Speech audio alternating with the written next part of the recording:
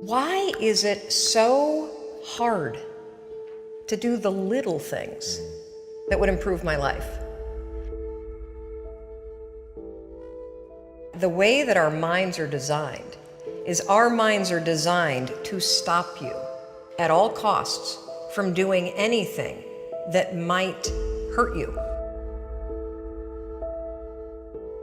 There are so many people in the world, and you know, you may be watching this right now, and you have these incredible ideas, and what you think is missing is motivation. And that's not true. Because the way that our minds are wired, and the fact about human beings, is that we are not designed to do things that are uncomfortable or scary or difficult. Our brains are designed to protect us from those things because our brains are trying to keep us alive. And in order to change, in order to build a business, in order to be the best parent, the best spouse, to do all those things that you know you want to do with your life, with your work, with your dreams, you're going to have to do things that are difficult, uncertain, or scary, which sets up this problem for all of us. The one thing we have in this world is we can't control the events, but we can choose what to focus on, we can choose what things mean, and we can choose what to do. Those three choices, those three decisions really control our life. You can always make a decision. That's always in your control. Staying with somebody that treats you like garbage is a decision. It is. Staying at a job that you hate is a decision. Staying in the body that you are not proud of is a decision. Is it going to be easy? No, it's not going to be easy to change. It's simple. It's your job to push yourself. It's not the smartest people who achieve success. It's the people who procrastinate less, make fewer excuses, as they take actions every day towards the goals that they want to achieve. Indecision is the thief of opportunity. Indecision means the door is still closed. Indecision means the opportunity waits. Indecision means what could be is postponed or may never be. If you want to be successful at anything in life, never leave the sight of setting a goal without doing something that commits you to fulfillment. The next morning, the alarm goes off, and I pretended NASA was there. It's the stupidest story. I literally went 5, 4, 3, 2, 1. I counted out loud, and then I stood up.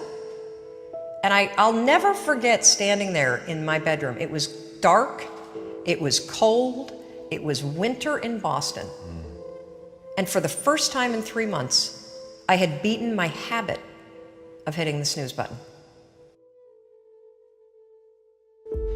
There were moments all day long, just like that 5-second moment in bed, where I knew, knowledge, what I should do. And if I didn't move within 5 seconds, my brain would step in and talk me out of it. Every human being has a 5-second window. It might even be shorter for you. You have about a 5-second window in which you can move from idea to action before your brain kicks into full gear and sabotages any change in behavior. Your life is what you think it should be.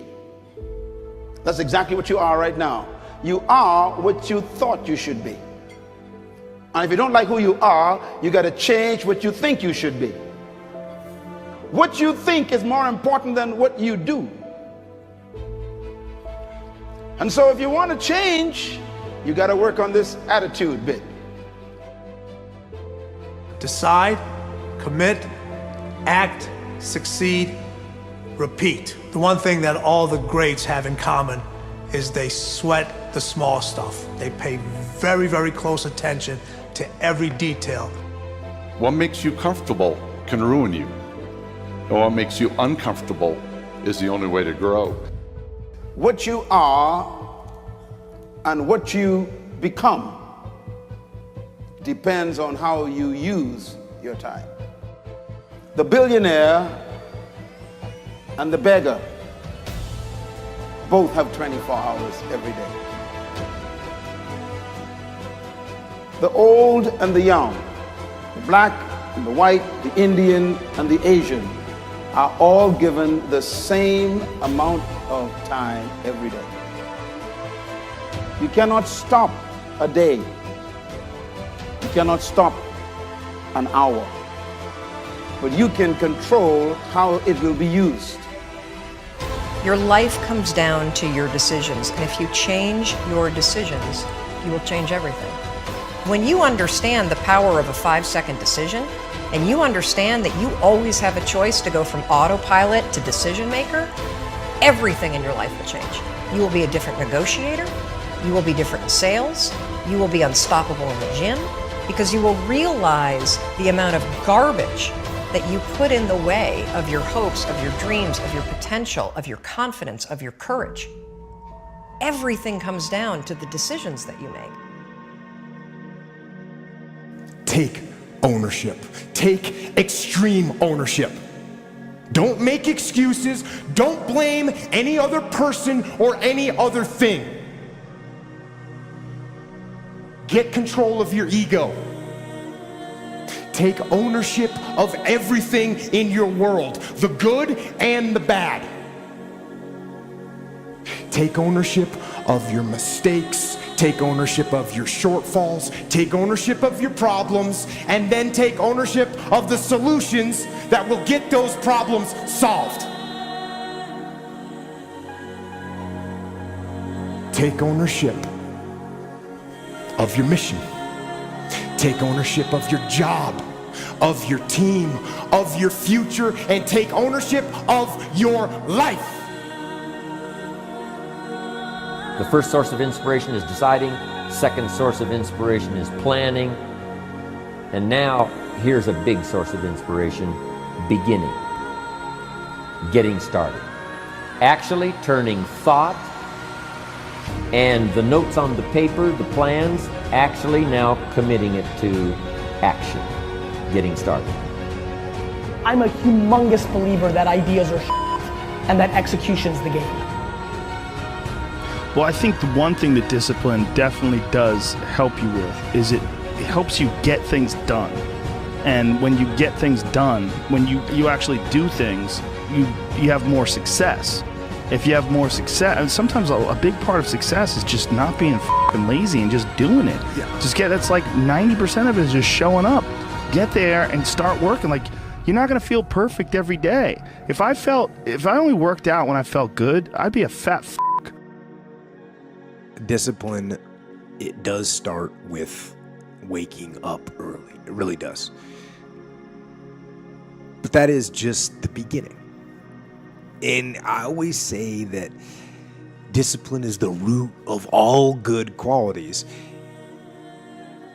But you have to absolutely apply it to things outside of just waking up early. It's everything. It's working out every day, making yourself stronger and faster and more flexible and healthier. Discipline is eating the right foods to fuel your system. It's about disciplining your emotions so you can make good decisions.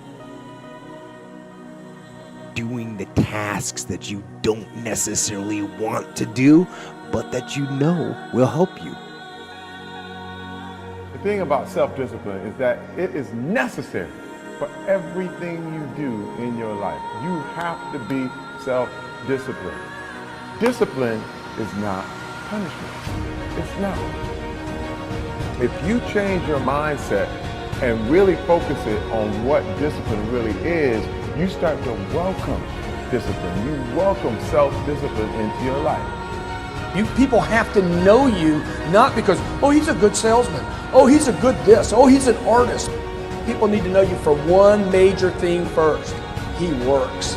He produces. The guy's there every day. The guy's pushing and shoving. Because the truth is, no matter how good your ideas are, how good your art is, or how good your skill set is, If you're not working, man, if you're not vibrating at a frequency that people say, my God, how does that guy do all that? If you're not vibrating at that rate, if you're not working at that level, you're not going to make it.